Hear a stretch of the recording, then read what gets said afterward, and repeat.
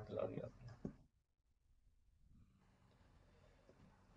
तो यहाँ पे पहली इपॉक चलेगी, तो उसके अंदर ये आपके हर दफ़ा मॉडल फिट होगा हर इपॉक के लिए। और first fits the model for one iteration on the data. आपके पास इपॉक जो है सिर्फ वन इपॉक रखी है यहाँ, ठीक है। दैट मीन्स कि हर दफ़ा मॉडल जो फिट होगा वो सिर्फ एक एक इपॉक चलाएगा, ठीक है।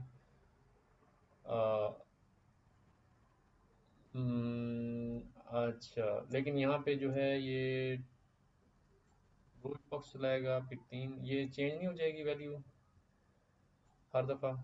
ये यहाँ पे तो ये डिफ़ॉल्ट दी हुई है, लेकिन अगर यहाँ पे इपॉक की वैल्यू अगर 2 है तो यहाँ पे ये फिर 2 होगा, 1 नहीं होगा।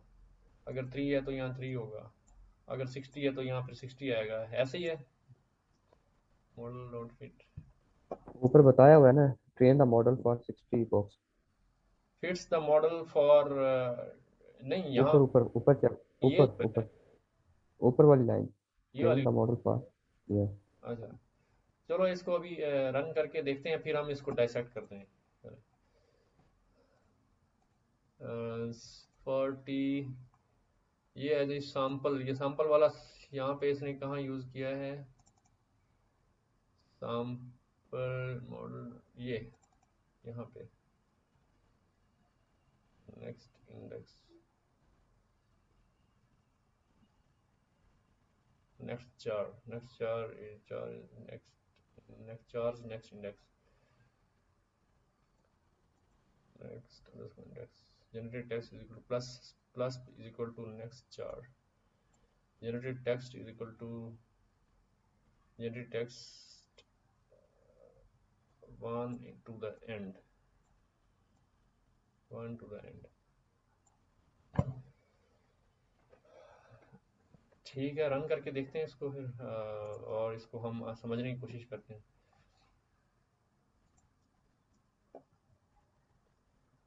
एरर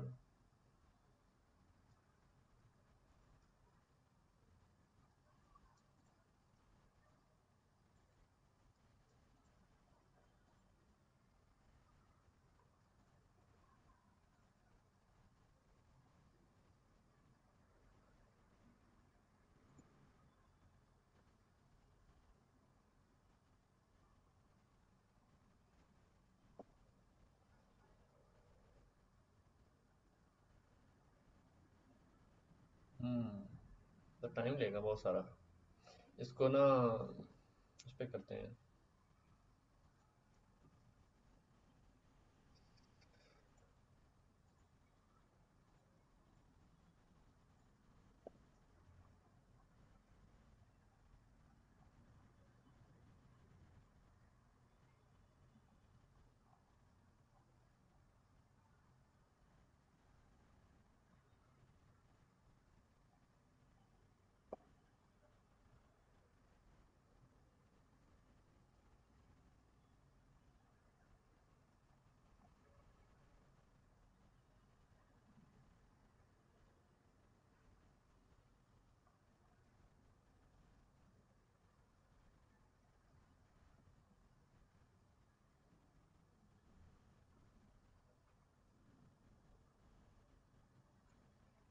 40 बॉक्स पे फिर भी काफी सारा टाइम लेगा मेरे ख्याल।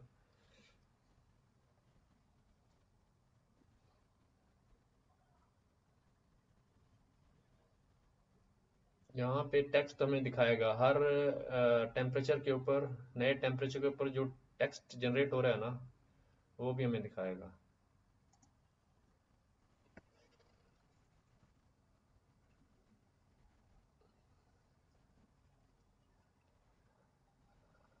अब ये जो है temperature gathering with of every party, a shepherd has always need a, ये आ रहे हैं।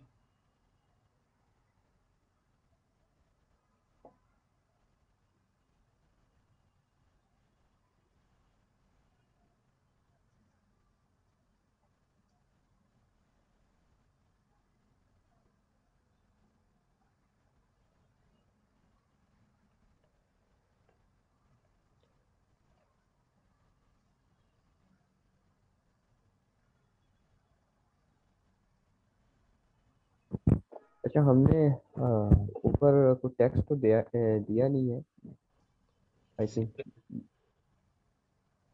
सीड सीड नहीं दिया। नहीं, मेरे कहने का मकसद ये है कि होना तो ये चाहिए था कि पहले हम मॉडल को ट्रेन करते इस टेक्स्ट पे, ठीक है। और फिर बाद में जब मॉडल हमारा ट्रेन ट्रेन हो जाता ट्रेन फिर हम। करते हैं ना, ये कर तो रहे हैं ट्रेन, और उसी के अंदर हम प्रिडिक्ट करा रहे हैं, हर इपॉक के ऊपर ट्रेन भी कर रहे हैं और प्रिडिक्ट कर रहे हैं। मैं यही तो कह रहा था हम्म, कि ये एक इपॉक के अंदर जो है ना वो प्रिडिक्ट कर पहले उसको ट्रेन करेगा एक टेम्परेचर के लिए, फिर उसी टेम्परेचर के ऊपर हमें उसकी आउटपुट देगा, और फिर अगली इपॉक के फिर दोबारा मॉडल जो है ना हम्म। कॉल होगा। नहीं, और ठीक है, आपकी बात ठीक है। मैं भी लेकिन मैं कुछ और सोच रहा हूँ। मैं ये कह रहा हूँ कि होना ये चाहिए या इस तरह भी होना चाहिए कि मॉडल को पहले ट्रेन किया जाए, और ट्रेन करने के बाद फिर हम उसे एक टेक्स्ट दें ताकि वो उस हिसाब से हमें प्रिडिक्ट करके बताए, ठीक है। फिर ये भी अभी और ये भी पता चल जाएगा कि ये जो अब ये LSTM से ये हमें किस किस्म की प्रिडिक्शन करके दे रहा है, कि एक प्रॉम्प्ट बेस करके दे रहा है या एक कंडीशनल बेस करके दे रहा है। अच्छा, एक मिनट, ये थोड़ा सा इसको आहिस्ता आहिस्ता एनालिसिस करते हैं ना, फिर हमें समझ आएगी थोड़ा सा। अब जैसे कि टेम्परेचर 0.2, फिर टेम्परेचर 0.5, फिर 1.0, ये 1.2, ये हर दफ़ा टेम्परेचर जो है वो मतलब ले रहा है। तो पहले, सबसे पहले जो है ना मॉडल आपका फिट हुआ, ठीक है, इपॉक वन के ऊपर, पहली इपॉक के ऊपर। और उसके बाद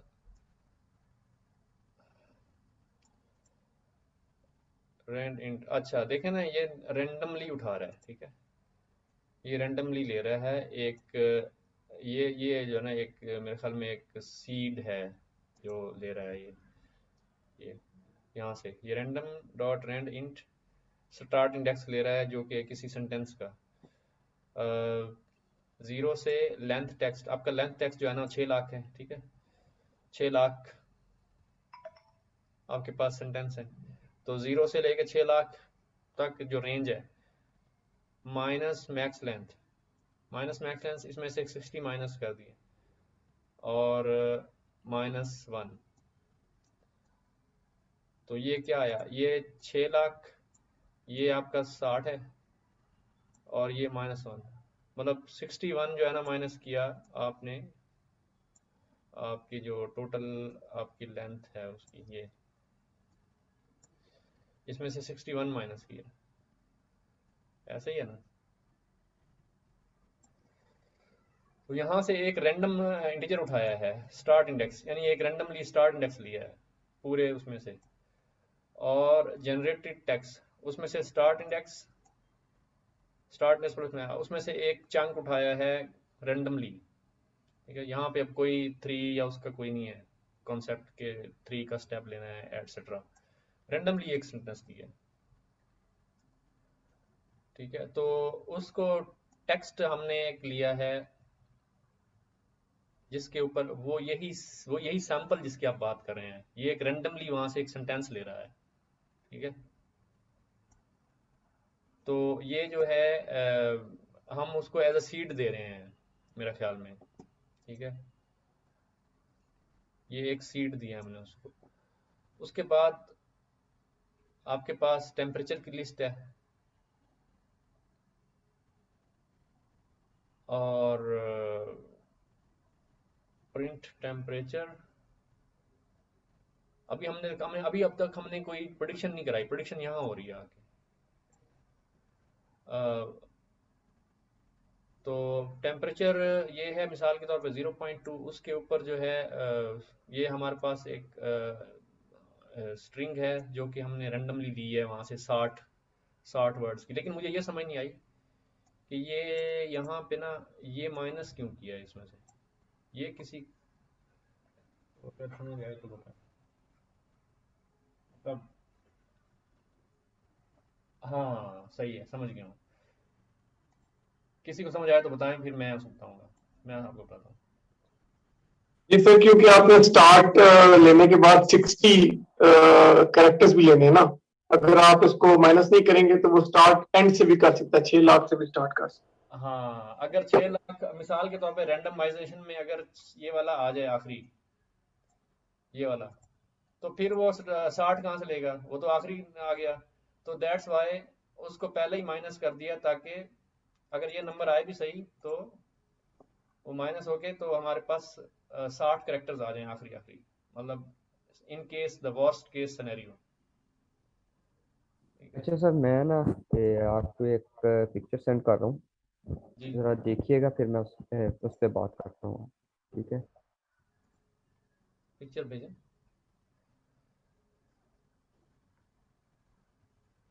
जी बस भेज रहा हूँ, व्हाट्सएप कर रहा हूँ।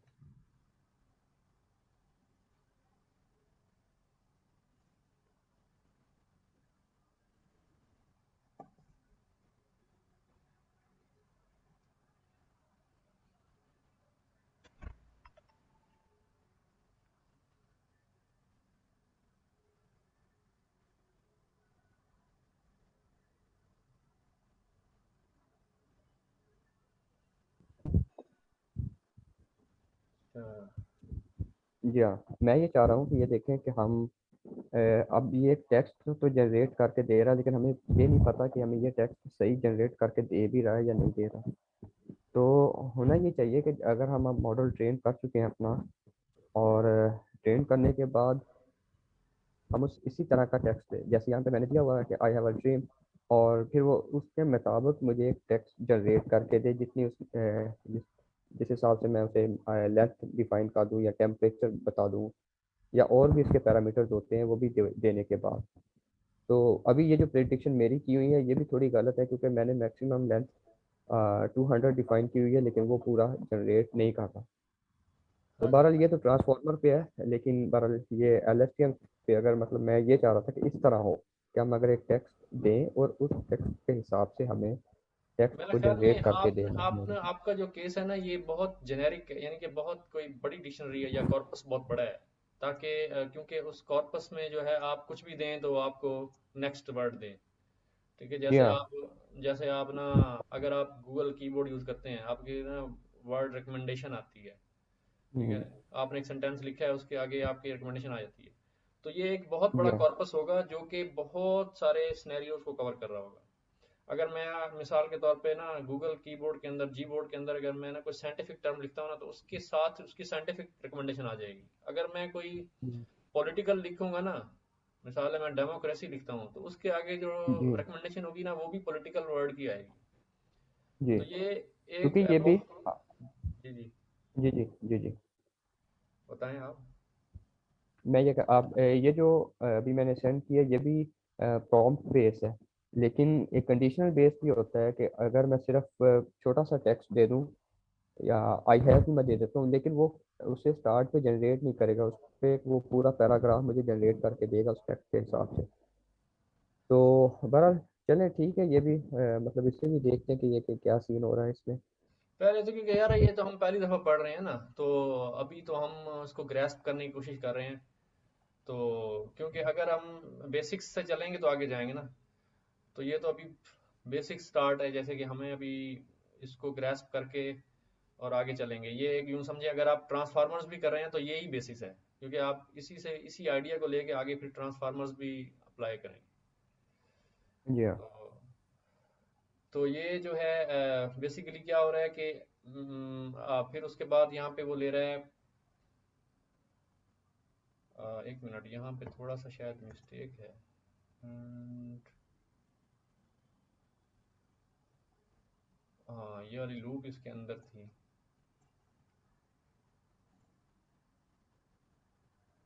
हाँ, ये लूप अंदर जानी थी।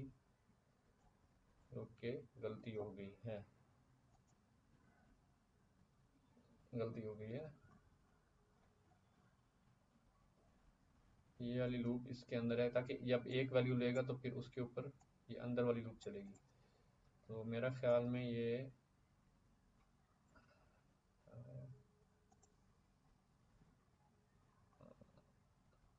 सारी लूप इस लूप के अंदर, ये नेस्टेड, इसके लिए ये नेस्टेड है, फिर इसके लिए ये नेस्टेड है, फिर इसके लिए ये नेस्टेड है।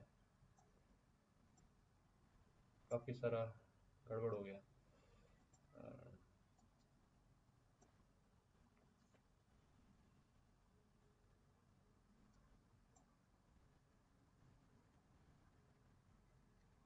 हाँ,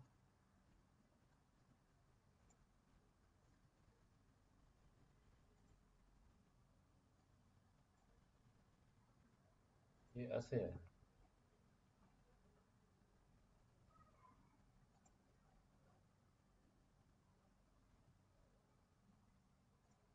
अब आएगा सही।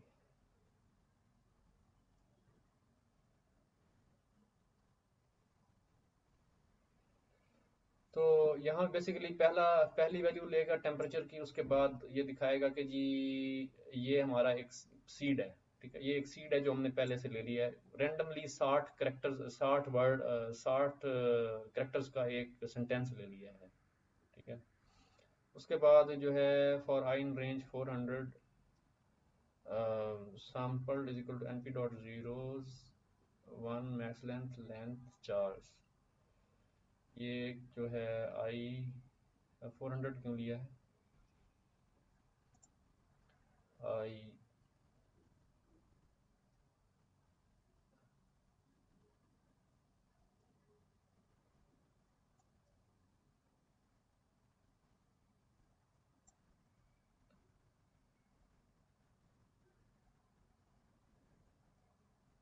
ये अब कर रहा है असल में सही वाली जो है ना।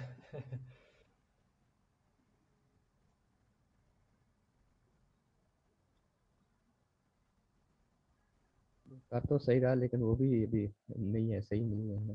सही नहीं। नहीं, लेटर के आगे देखे ना, ये कौन सा टेक्स्ट जनरेट कर रहा है, मतलब क्या है ये, समझ नहीं आ रहा ये। अम,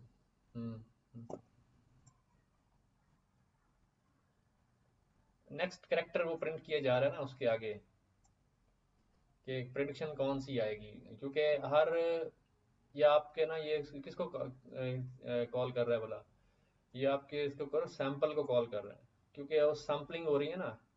तो सैम्पलिंग में क्या कह रहा है, 400 करेक्टर्स मेरे ख्याल वो आपके सैंपल करेगा। ठीक है, हर उसके लिए ये देखें ना। हाँ ये देखें, generates 400 characters starting from the seed text. ठीक है, तो आपके पास ये 400 दफ़ा चलेगा। हम इसको कम भी कर सकते हैं, एक मिनट।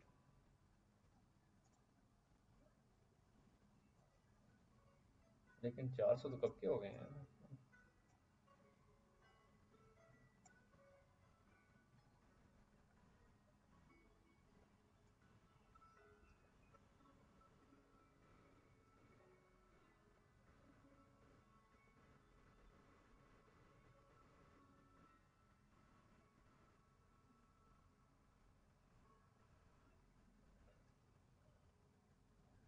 तो इपॉक तो मुकम्मल हो चुकी है ना, क्योंकि आपका मॉडल ट्रेन हो चुका है।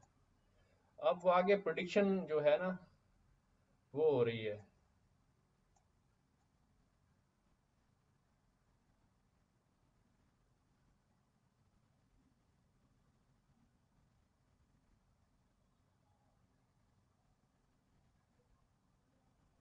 मसला तो ये है ना कि एक ईपॉक के बाद ये जो प्रिडिक्शन है ये भी ठीक नहीं है ना।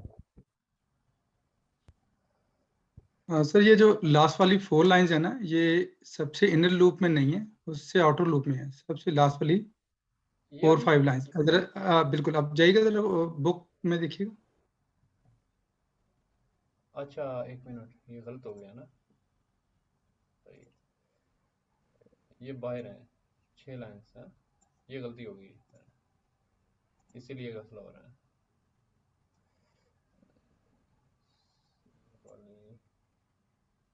ये वाली लाइन है, ये यहाँ है ऐसे। हाँ जी, ऐसे। साथ भाई, थैंक यू। देखते हैं।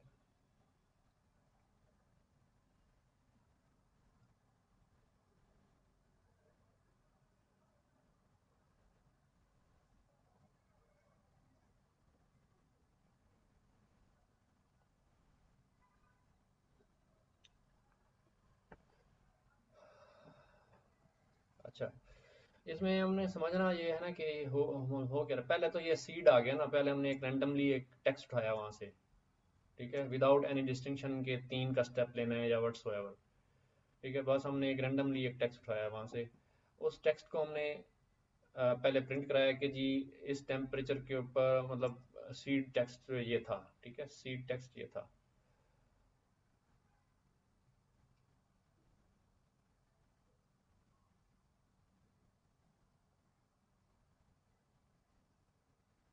इन our birth pains the butterfly. अब ये जो है यहाँ पे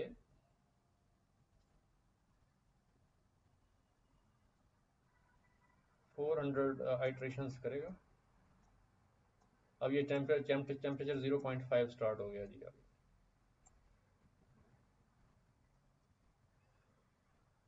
ये अब सही जा रहा है।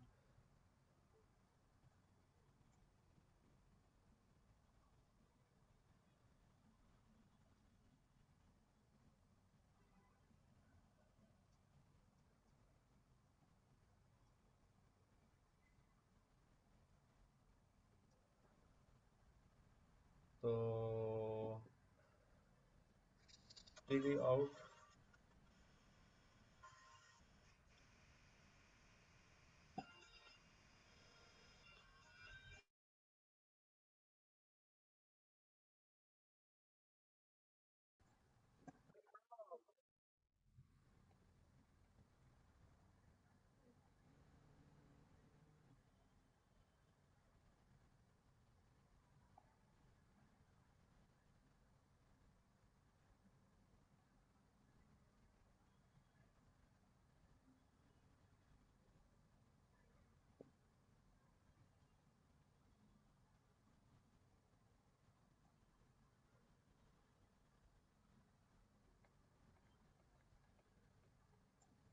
वन 57।